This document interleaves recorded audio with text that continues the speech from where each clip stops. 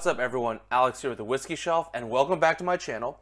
For the second episode of Fresh Off the Shelf, I have something kind of out of left field. It's still whiskey, but so unique that I had to buy it and I had to crack it open for this video. So without further ado, here we go. So in this video, we have West Cork Very Rare Single Malt Irish Whiskey Single Cask Release. Now, for those watching from the US, I'm sure you've seen West Cork in any number of your liquor stores, package stores, and you've seen like various finishes, a 10-year-old age statement, and 1 cask strength. But I've never seen a single cask version of this. And when I was doing more research on the internet, I couldn't find anything about West Cork single casks, let alone this product. So I was really curious when I was in the store and I was doing this research, just trying to figure out whether to buy this, and I decided I had to find out. So a little bit more at this bottle, so I'm sure you're wondering why I find that so interesting. So this is single malt Irish whiskey, meaning that it's 100% barley. So it's not a blend of grain whiskeys, it's just 100% malted barley. Second, it is, actually I'm going to read from the back label, give you the best description. West Cork single malt is handcrafted using the finest hand-selected ingredients and is fully matured in first fill barrels, then patiently rested in toasted rye cask for another 3 years to deliver a special and very rare Irish whiskey. So there was some marketing language at the end. What you need to know is that this was aged in first fill bourbon casks for 3 years. Very normal for Irish whiskey. Normally it'll go longer. But that rye cask finish is what caught my attention. And I've never had a rye cask finished Irish whiskey. I had one rye cask finished great brandy from Copper Kings, which was really interesting. I really liked that a lot, but I've never had anything like this. Not only that, this is also cask strength at 56.5%, and the final kicker, it was $38. Yeah, that's right. It wasn't $38 Australian, Canadian dollars or whatever. It was $38 American dollars. So that combination of traits, intrigue, and price, I had to buy it. And so without further ado, let's get to this bottle. I'm going to show it to you one more time, just so you can get in that lighting. I don't know if you're going to be able to see that, but hopefully you can.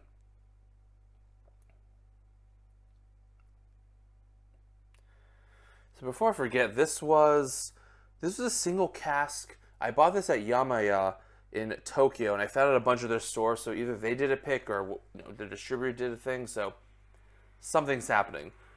Maybe hearing a motorcycle in the back. That's Japan. This was distilled 2013, bottled 2020, bottle number 56, the partner Cordon Vert. I don't know what that means, but it's all good.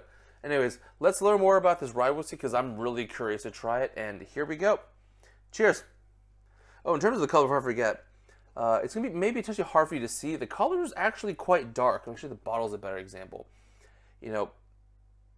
This is 6 years old, and it's already taking on quite a lot of darkness, which I'm going to guess is from that rye cask, especially if they toasted it before reassembling that barrel and finishing it. So let's get to this whiskey. Cheers.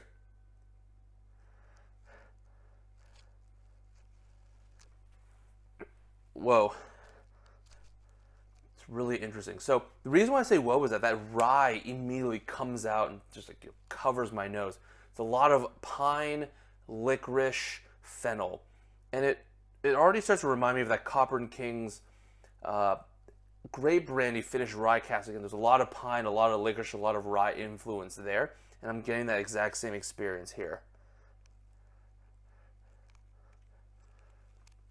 So it's like roasted honey, a little bit of caramel, a lot of that fennel, licorice, pine, earthy rosemary. And then we're starting into like way more fruit,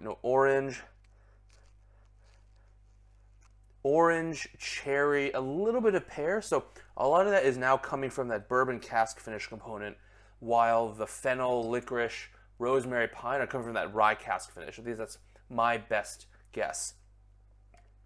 Oh, and then the sugar's coming from both casks. Get some vanilla mixed in with that, the herbalness, the fruitiness. There is a little bit of that floral component as well that I would expect from an Irish whiskey and the bourbon barrel aging.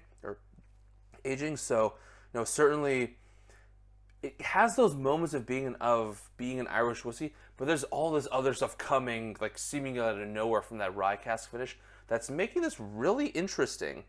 And 6 years old, 56.5% ABV, really not too bad in terms of a kick. It doesn't have so much youthful kick to it. But to that youthful note, there is still a little bit of that youthful graininess I can associate with younger whiskey. Although in this case, there's so much other stuff going on. It's it doesn't really draw your attention to that. It's just something that I notice. But there's just so much sweetness, fruitiness, earthiness, and herbalness from that rye cask that not really a big deal. So this is really interesting. But let's get to the taste. Cheers.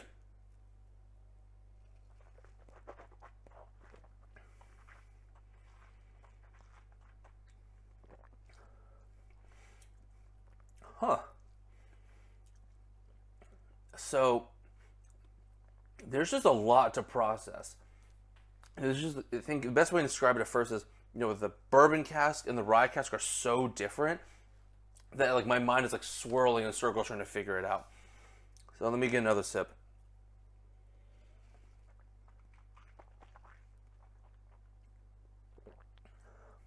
Interesting. So it starts off like slightly toasted caramel, kind of like bourbon-esque. It's a lot of licorice, fennel, pine, kind of has a lychee note to it from the rye cask finish. Then there's more of that roasted oak, cherry, grape, green apple, cinnamon, and there is a little bit of this other like earthy, oaky quality to it. Not quite bourbon, like toasty, but just like a kind of dry, kind of fungal, like a dried mushroom type thing. It sounds a little weird, but I swear that it's not a bad thing. Heat, nothing to write home about. Very controlled, very normal, and it's good. Let me take another sip.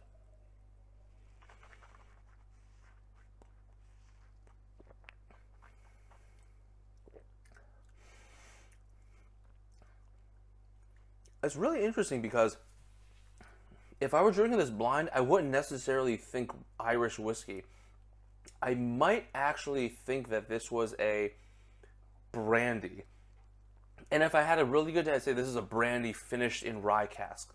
And I say that because, a lot of times with Irish whiskey or bourbon aged scotch, there's very telltale signs with a lot of citrus like grapefruit, orange, floral notes, vanilla, kind of this like creamy shortbread-like cookie note from the barley. And there's a little bit of that, but there's so much more pine, licorice, fennel, rosemary, green grape, lychee, and then kind of like lower end earthiness that it like pulls me away from thinking this is Irish whiskey and more into like brandy territory. There's a lot of green grape in here, which can be very brandy-like. I'm taking another sip. And my last sip.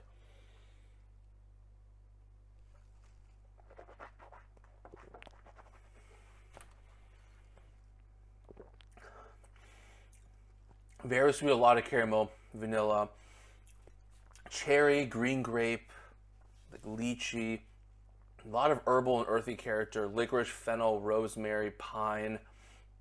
Again, the herbal, that rye also can bring that lychee, green grape flavor as well.